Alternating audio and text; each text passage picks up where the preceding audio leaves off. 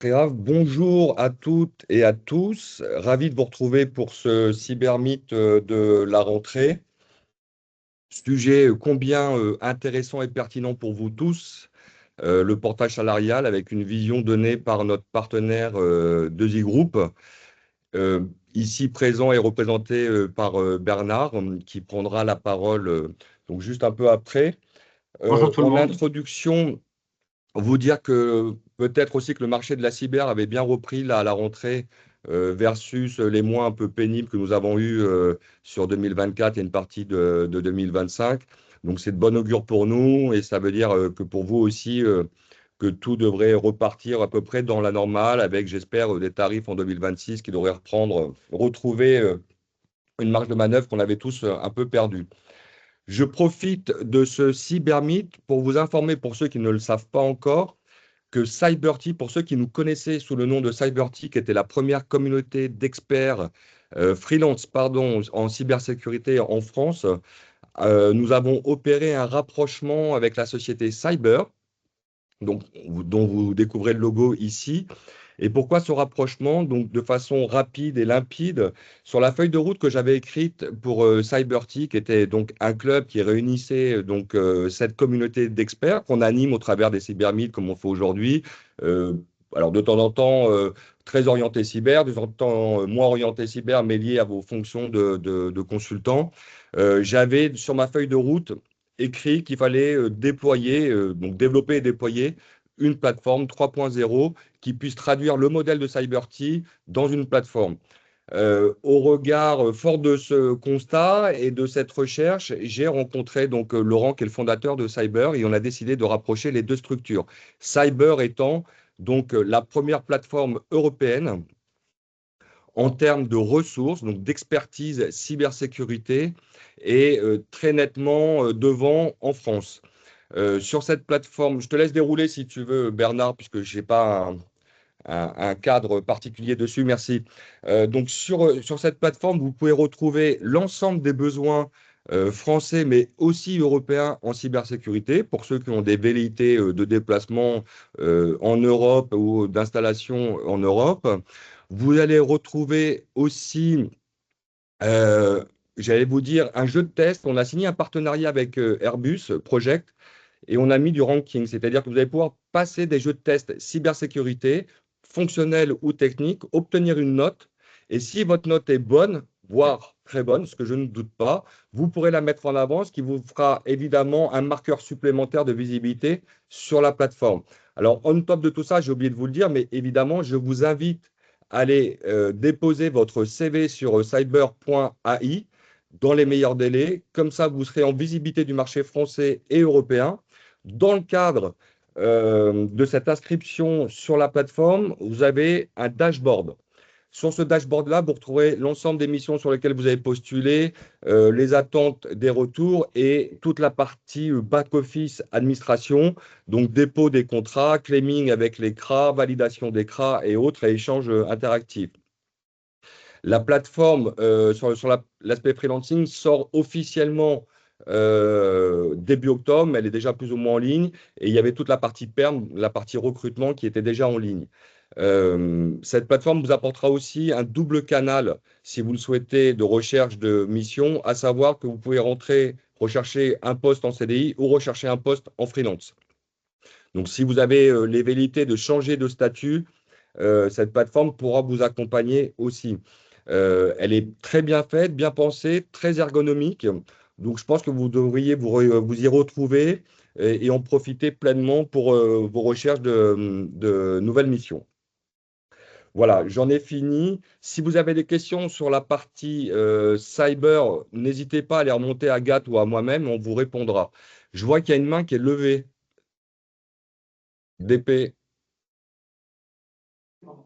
Oui, Agathe, si tu veux bien mettre le lien, en mettant le lien, en sachant, je vous le redis, on va vous mettre le lien évidemment, euh, mais attendez là, 1er octobre, quoi, 2 octobre, on va dire la semaine prochaine, que toutes les moutures soient sorties, que vous ayez bien l'ensemble, l'intégralité des fonctionnalités souhaitées, surtout qu'elles concernent là, les freelances, donc ça vous concerne beaucoup, quoi, directement, pardon. Voilà, j'en ai fini.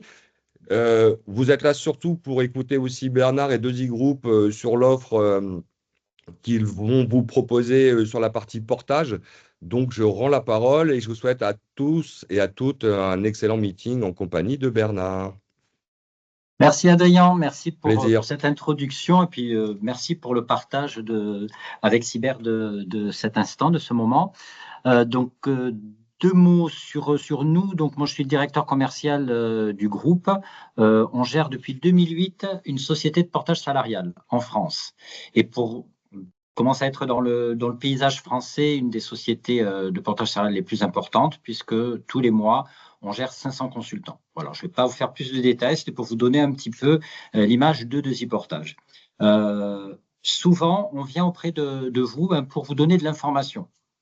L'objet, justement, vous voulez voir l'angle d'approche de ce webinaire, c'est de vous apporter des réponses à vos questions, pas forcément de parler pendant 1 heure des techniques du portage, etc., mais plutôt de vous faire comprendre peut-être la différence entre une société de portage, être en portage, et puis être freelance avec sa société, et vous faire réfléchir peut-être à certains projets que vous avez.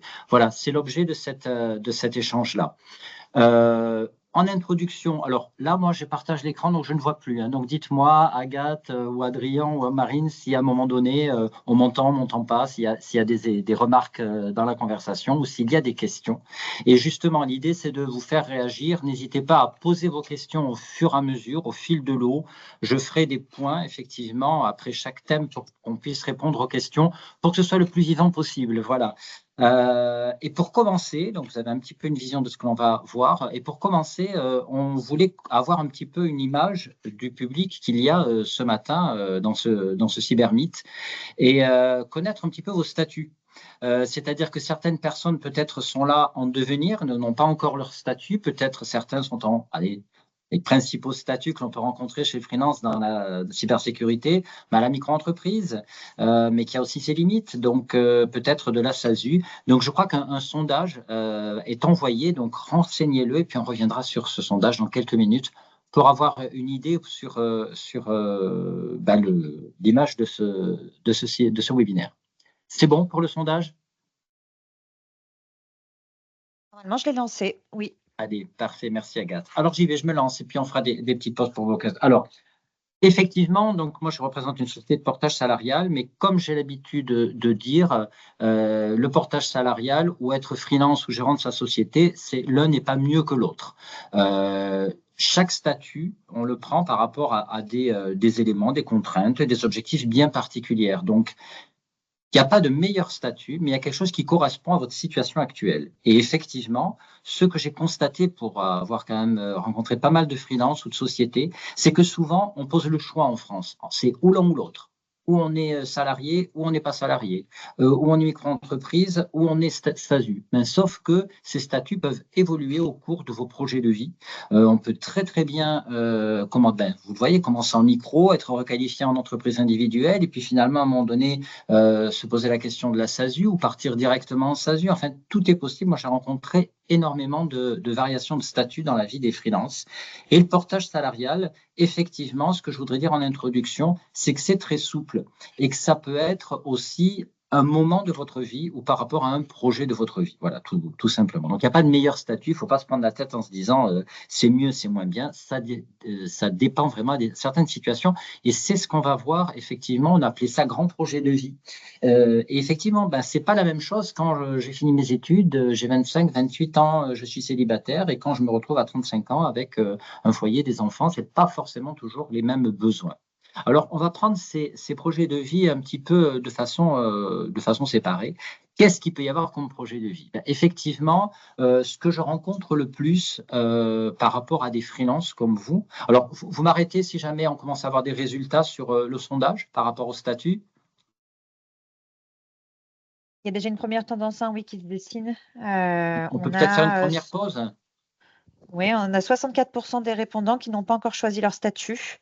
Et ensuite, d'accord. ex-aequo, micro-entrepreneur, entreprise individuelle et SASU pour 6 répondants. Très Mais bien. voilà. Bon, alors c'est vrai que sur l'origine de cette, on présentait ça par rapport à dire, mais 64 personnes qui n'ont pas choisi leur statut. Donc peut-être, n'hésitez pas, alors je vais plus orienter mon discours sur la comparaison des statuts, puisque peut-être vous aurez des questions là-dessus. Alors, le portage salarial par rapport aux autres statuts. Quand vous êtes en micro-entreprise, en entreprise individuelle, vous êtes travailleur non salarié. Vous êtes vraiment ce qu'on appelle voilà, libéral, travailleur non salarié. Ça veut dire que vous allez avoir moins de cotisations et il y a très, très peu de protection sociale. Donc, la différence avec un portage salarial, c'est que vous allez revenir chercher de la protection du salarié. J'imagine que tous, plus ou moins, vous avez déjà été salarié dans votre vie. Donc, qu'est-ce que c'est la protection du salariat? Alors, premier élément auquel on peut penser, j'imagine que la moyenne d'âge est assez jeune, voilà, c'est pas comme moi. Donc, le premier élément auquel on peut pencher, ben, c'est des besoins de période de chômage. Et donc, le portage salarial est le seul statut d'indépendant pour faire des missions qui cotise à France Travail et qui vous permet, en cas de pause, on va parler d'intermission, pas d'intercontrat, mais d'intermission, qui vous permet d'avoir un revenu en vous inscrivant, en arrêtant le contrat de travail du portage salarial en passant au chômage. Ça, c'est le premier point. Deuxième point aux salariés, alors peut-être vous n'y pensez pas, mais c'est les retraites. Bien effectivement, vous avez une cotisation retraite, cadre, Agir Carco, etc. Donc ça dépend si vous commencez à avoir 10, 15, 20 ans pour des profils plus seniors. Il y a des personnes qui me disent, ben voilà, moi j'ai déjà 25, 30 ans de cotisation retraite salariée, ça m'intéresse de continuer à cotiser à la retraite. Il faut savoir qu'en entreprise individuelle et micro-entreprise, vous n'avez pas de retraite. Hein, les cotisations sont très très faibles. Ça, souvent, on ne le sait pas. Il n'y a pas de retraite, il n'y a pas de chômage. Ensuite, vous avez aussi un autre élément qu'on connaît un peu moins, c'est la prévoyance maladie. La prévoyance maladie, c'est effectivement en cas d'arrêt important et de longue durée, par rapport à une maladie essentiellement ou un accident, eh bien, quand je suis en micro-entreprise ou en entreprise individuelle, eh bien, je vais plus avoir de facturation, hein, de TJ. Donc, je vais avoir une période peut-être de 6 mois sans revenu. Et là, je n'ai pas d'assurance pour avoir mon revenu. Là, dans tout bulletin de salaire, tout salarié, il y aura une prévoyance maladie. Cette prévoyance, c'est la prise en charge de votre salaire à 80 à 85% pendant parfois des années si vous avez une maladie de longue durée. Voilà. Ça, si je prends la micro-entreprise et l'entreprise individuelle sans avoir acheté d'assurance à côté, bien évidemment, je n'ai pas le chômage, je n'ai pas de retraite, je n'ai pas de prévoyance maladie. Donc, on peut dire que la micro-entreprise et l'entreprise individuelle, c'est protection sociale zéro. Et on pourrait dire que le portage salarial, c'est une protection sociale tout risque.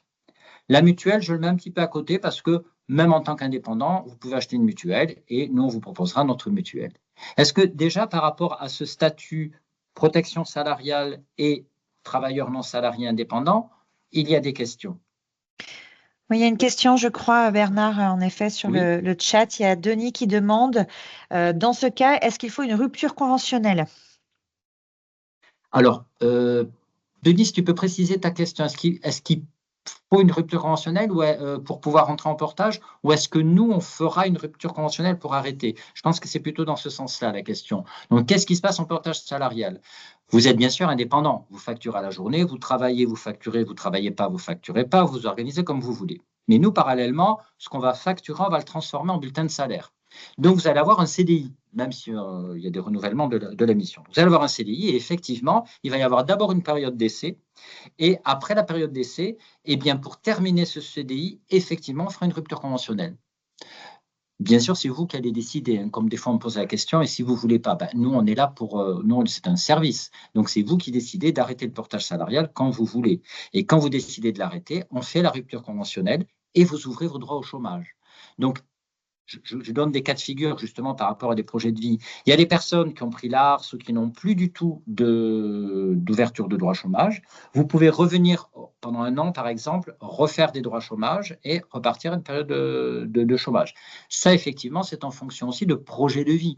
Les projets de vie, ça peut être quoi? Ça peut être des difficultés, on l'a vu dans le marché. Ça peut être aussi de se poser pour se former. Ça peut être aussi une famille qui a grandi, on a envie de faire une pause. Je vous cite des exemples. J'ai eu le cas il n'y a pas longtemps de quelqu'un qui s'est arrêté 3 mois parce qu'effectivement, il devait accompagner ses parents avec des maladies plus importantes. Écoutez, pendant ces 3 mois, elle savait qu'elle a souhaité se mettre en pause. Ben voilà, elle avait cotisé pendant des années au chômage. Ça lui a permis aussi d'utiliser ça pour se faire une pause de 3 mois. Donc, chaque projet est différent. Il peut y avoir des éléments. En tout cas, le tout, c'est de bien savoir ce que vous avez d'un côté et de l'autre. J'ai parlé, est-ce que c'était ça la question? C'est comment on arrête un CDI ou un contrat de travail en portage salarial? Est-ce que c'était ça la question? Oui, je pense que ça a répondu à la question. On va vérifier avec Denis que ce soit bien le cas. Oui, Il y a une deuxième question qui est tombée aussi, peut-être, oui, Bernard. Il y a Amel bien qui sûr. demande est-ce qu'on peut cumuler les deux statuts pour être ouvert aux deux types d'opportunités, Ah. CDI et freelance? Eh bien, très bien. Écoutez, c'est un petit peu, on va en parler maintenant, hein, même si on en parlera après. Bien sûr, vous pouvez avoir votre société, être freelance, puisque c'est comme ça que l'on dit, et avoir un contrat. Vous pouvez même être multi-employeur, c'est-à-dire vous pouvez avoir un CDI, être en CDI et faire du portage salarial à côté pour des compléments de mission. Donc, le portage salarial est compatible avec tous les statuts. Je vous donne 2-3 exemples. On a cette complémentarité qu'on peut faire tout à fait entre micro-entreprise et portage salarial. La micro-entreprise est quand même intéressante parce qu'elle a un très bon niveau de rentabilité, 77%. Bon, après, il n'y a pas les frais, tout ça.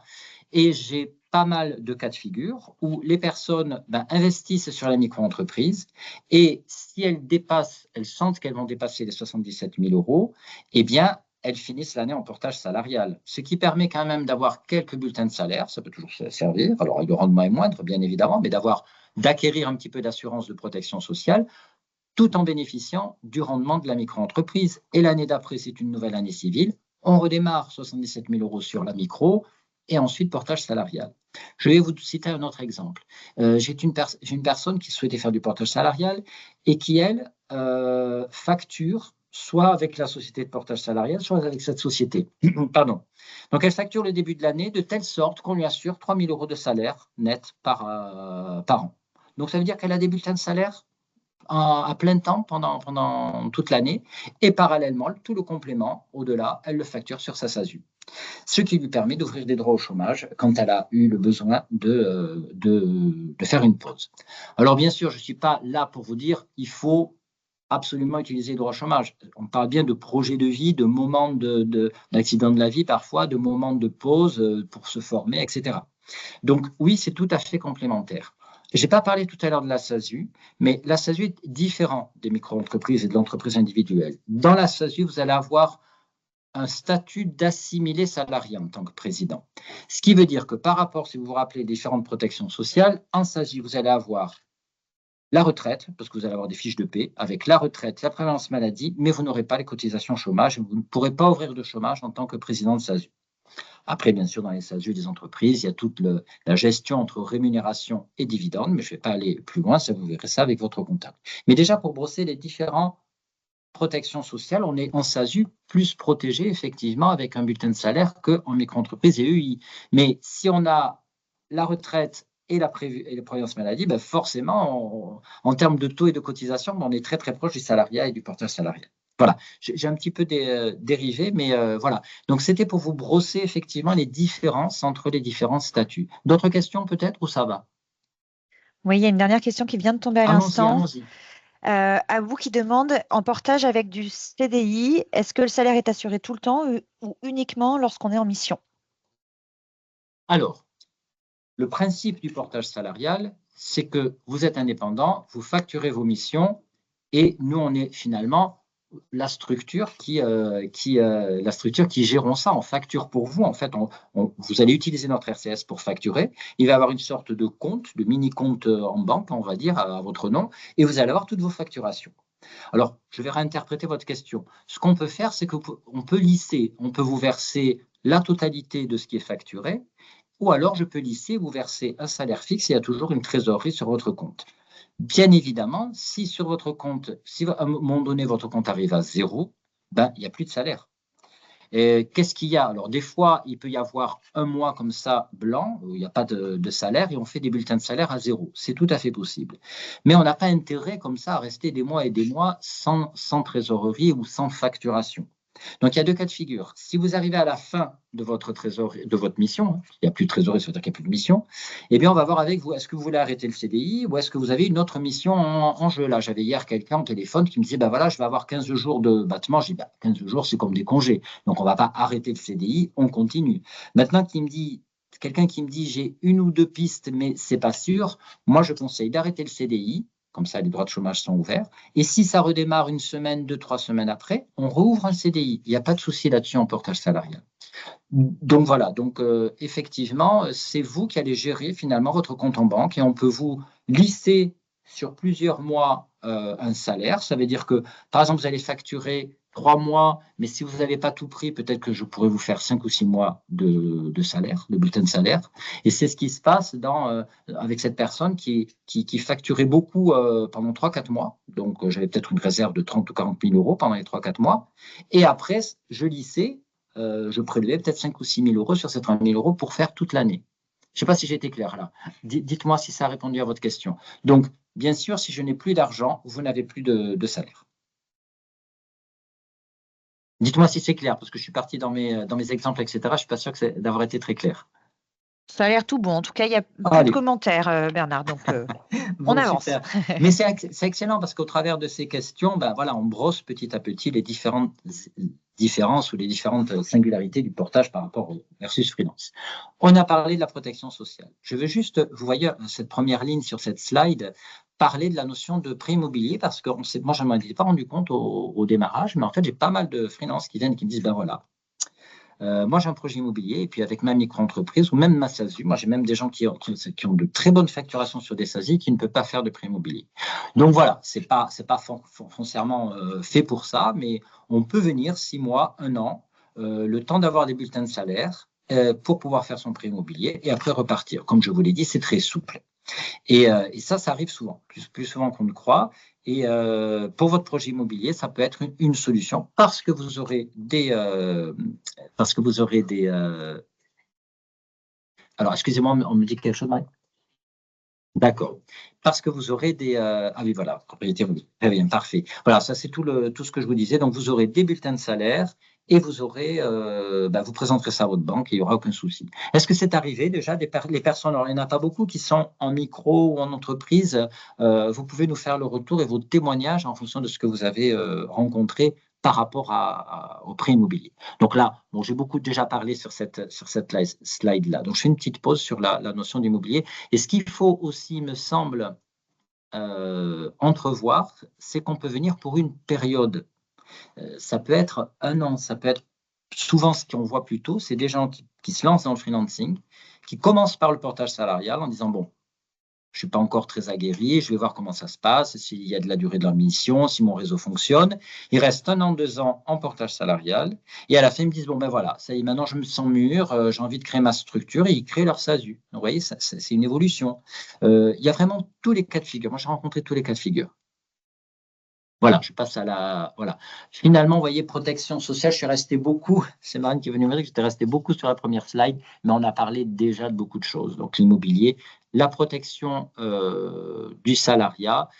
On pourrait dire, si on compare le portage salarial à la micro-entreprise, que le portage salarial, c'est une assurance voiture tout risque et la micro-entreprise, c'est une assurance au tiers. Alors, forcément, les cotisations sociales sont supérieures, mais forcément aussi, il faut voir ça comme des assurances.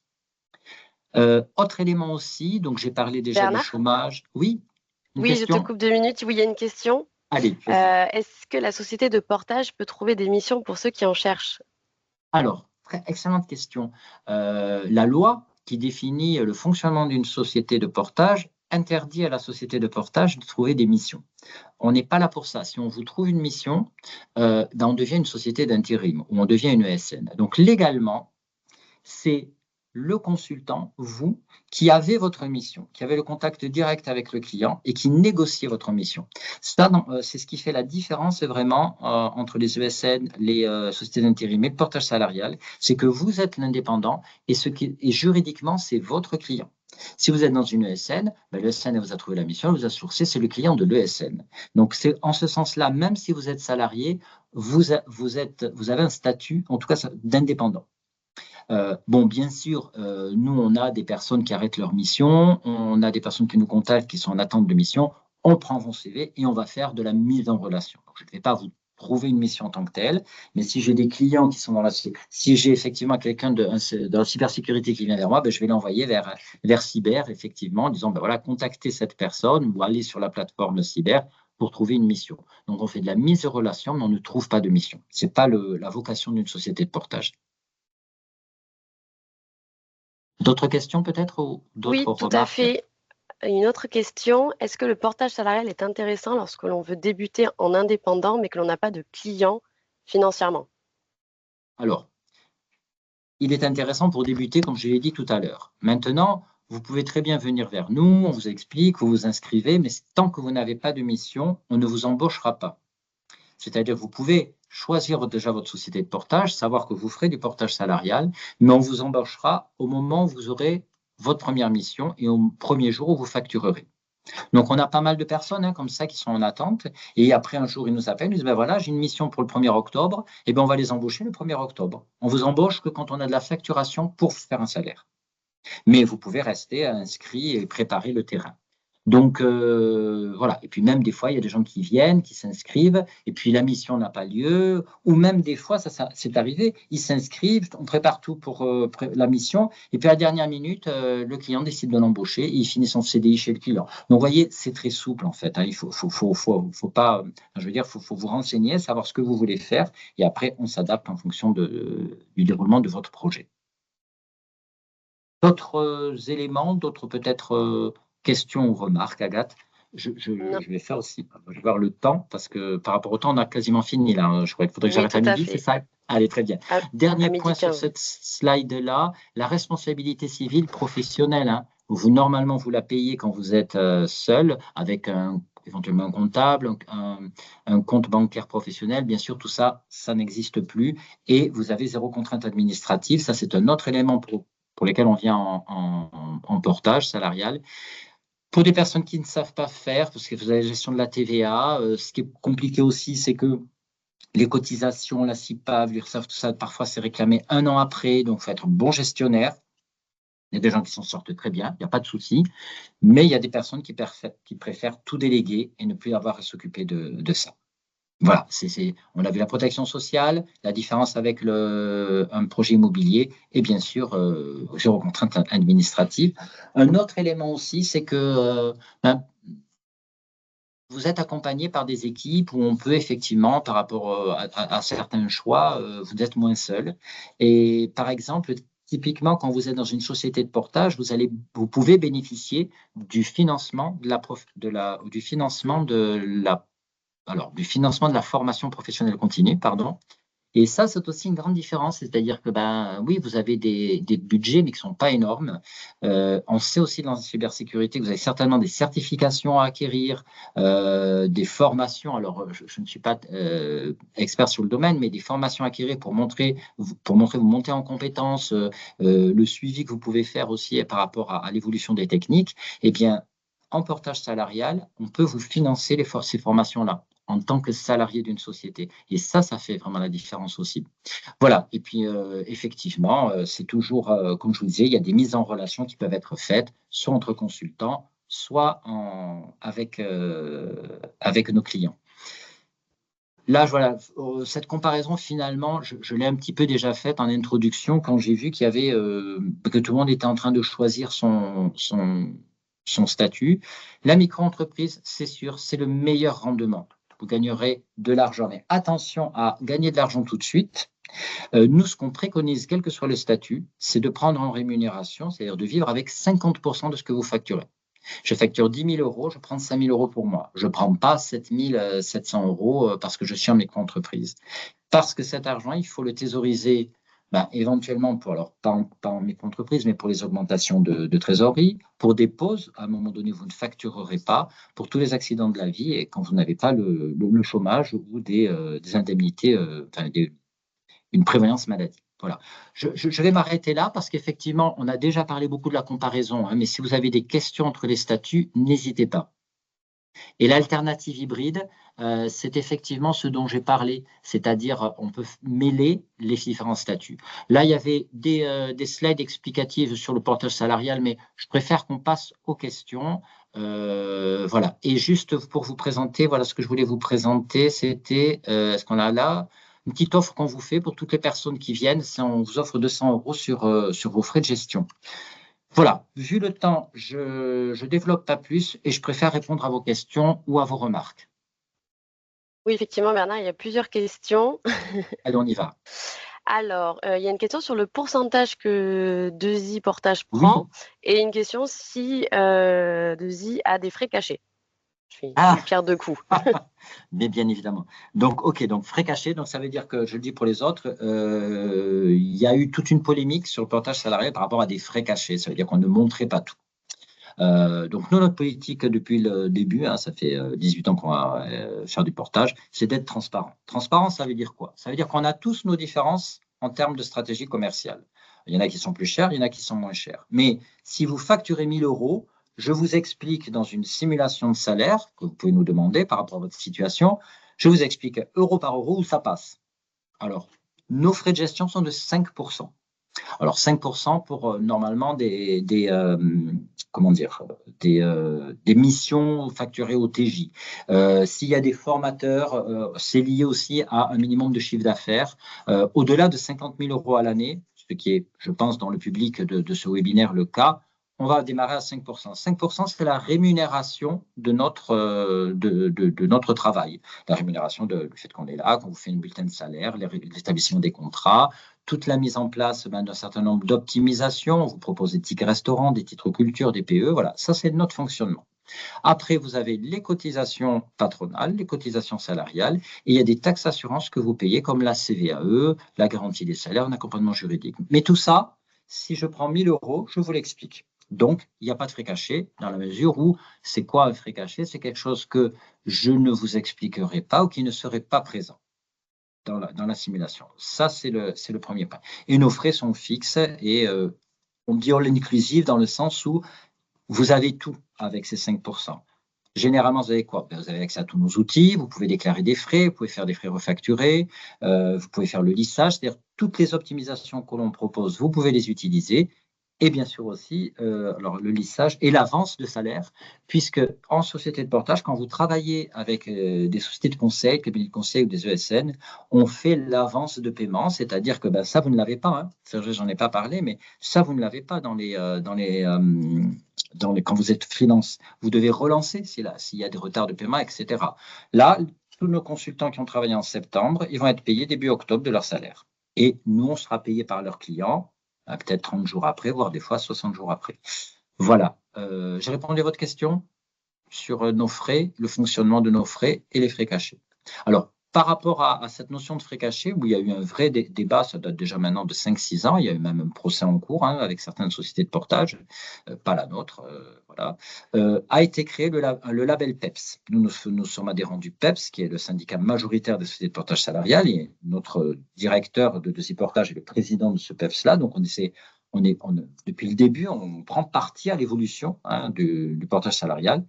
Et il y a un label qui a été créé. Donc, nous, on a le label PEPS. Et c'est quoi ce label? Ce label, il y a un audit extérieur qui a vérifié que tous les comptes sont corrects, qu'il n'y a pas de frais cachés, que c'est bien que tout ce qu'on fait est bien cohérent et bien en relation avec la loi du portage salarial.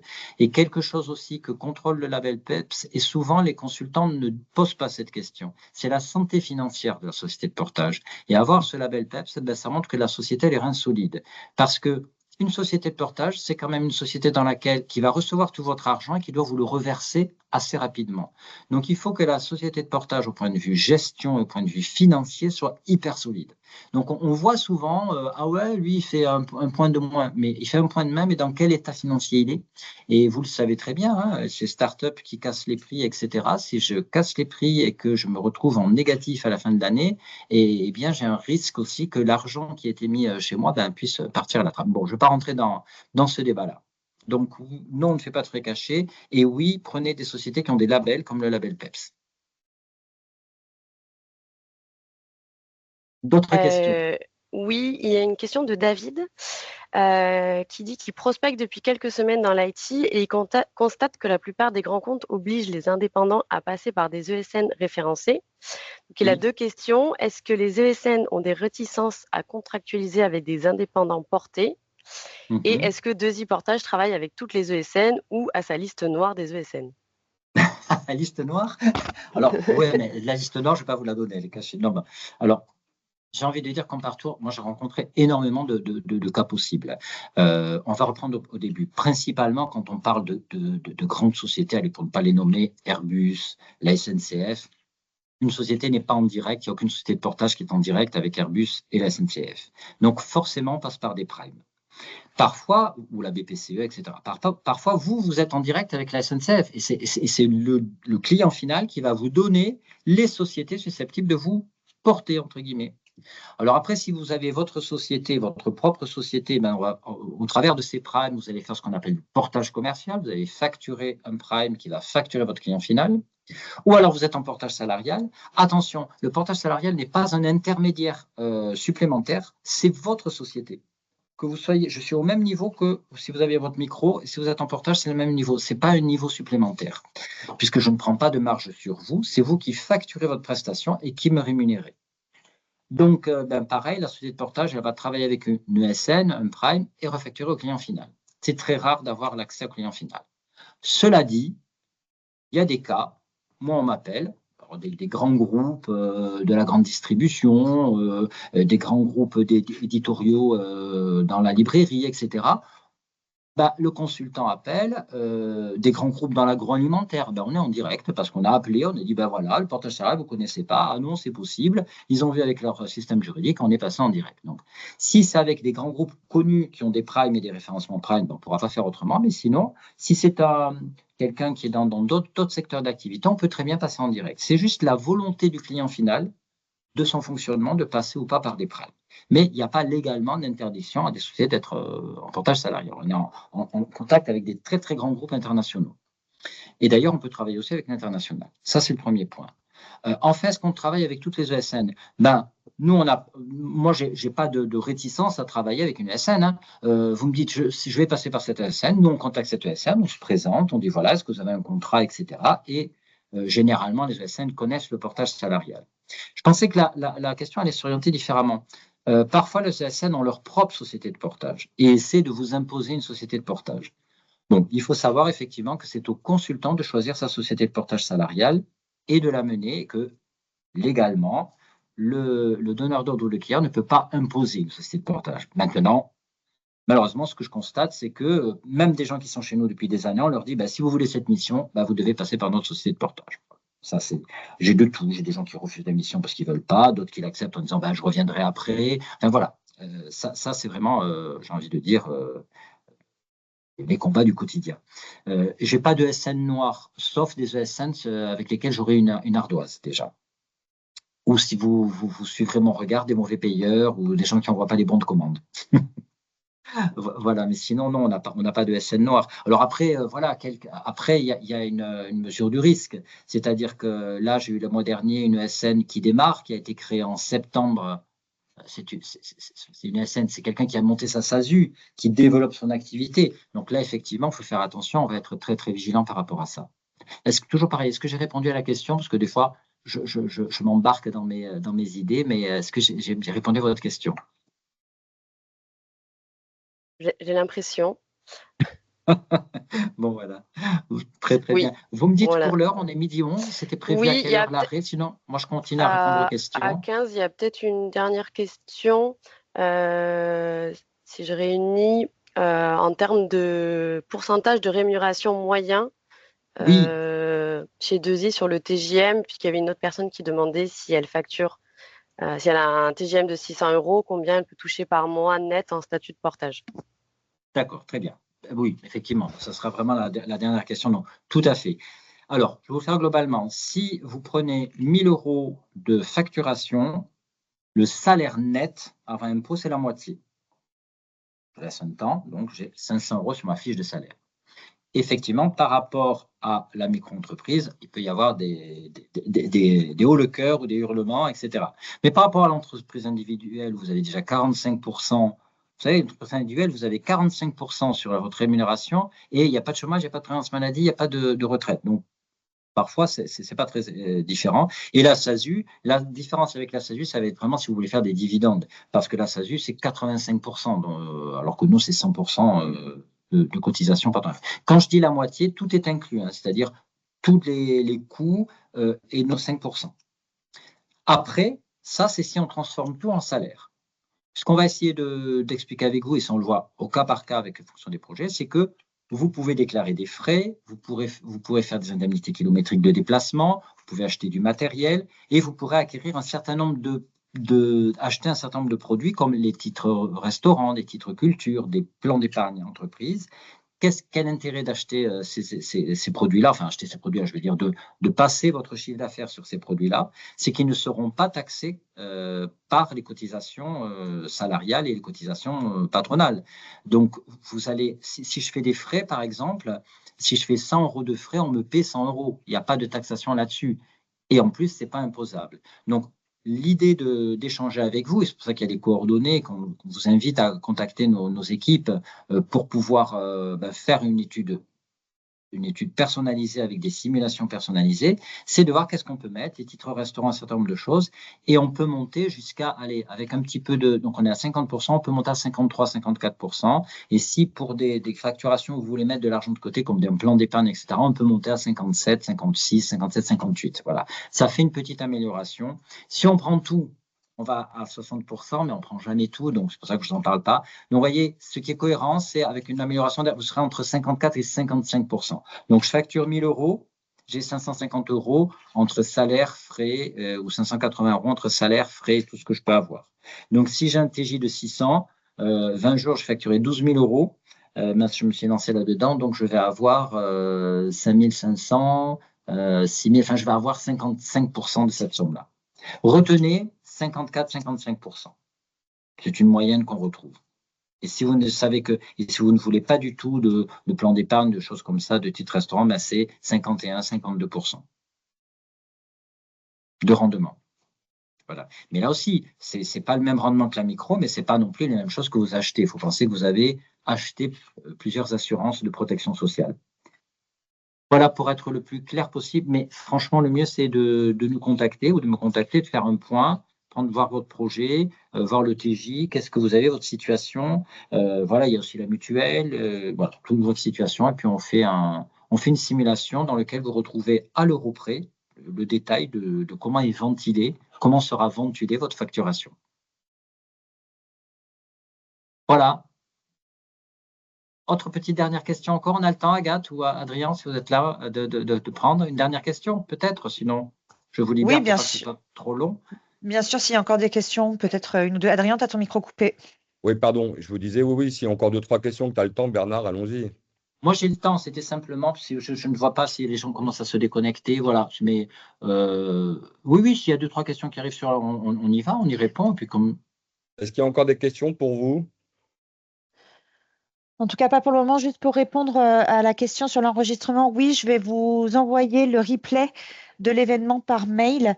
Voilà, rapidement, je vous enverrai tout ça, donc vous pourrez reprendre connaissance de l'échange. Très bien. Et moi, pour dire qu'effectivement, merci infiniment pour toutes vos questions, parce que du coup, j'ai l'impression que ça a été plutôt une conversation qu'un déroulé d'informations, même si je sais que je parle beaucoup, mais en tout cas, vos questions étaient judicieuses et montrent combien il y a un intérêt pour justement pour ce choix du statut. C'est assez compliqué, ou en tout cas pour découvrir ce statut qui est souvent mal connu. Je sais aussi qu'il y a parfois que c'est décrié, mais je pense que c'est parce que c'est mal connu. Donc, renseignez-vous, c'est et après, vous pourrez faire votre choix. Bon, je pense qu'on va remercier Bernard et tout le monde pour la présence et la prise de parole. Encore merci à toutes et à tous pour vos questions. J'espère qu'on a pu, et Bernard en particulier, vous apporter un éclairage et répondre à vos questions. On reste évidemment disponible. Sans doute, quelques questions subsidiaires vont apparaître dans les heures qui viennent ou les jours. n'hésitez pas à nous les transmettre. On fera le lien avec Bernard pour que vous puissiez avoir les réponses les plus exhaustives possibles, s'il en restait, Bien sûr, évidemment. bien sûr. Il y a le mail et le numéro de téléphone de Bernard qui s'affichent aussi. Donc, n'hésitez pas à prendre contact Bien sûr. spontanément. Je me permets, Adrien, si vous appelez sur le numéro de téléphone, laissez un message et n'hésitez pas à contacter par email. Tout le monde sera recontacté. Je vais partir en déplacement la semaine prochaine. Donc voilà, je dis juste ça parce que si vous appelez et que ça ne répond pas, c'est effectivement peut-être que je suis pris. Donc n'hésitez surtout pas à laisser un message avec votre nom ou que vous venez de ce webinaire ou même par email. Il n'y a aucun souci, on vous recontactera. Encore de nouveau, merci. Agathe et Marine, merci pour l'organisation. Oui, merci Agathe et Marine. Pour la rédaction des slides, pour le petit sondage, pour la logistique dans sa globalité. Good job. C'était rondement mené. Puis on vous dit à tous et à toutes à très vite, à bientôt et une belle rentrée. Très bien, au revoir tout le monde. Merci pour votre écoute.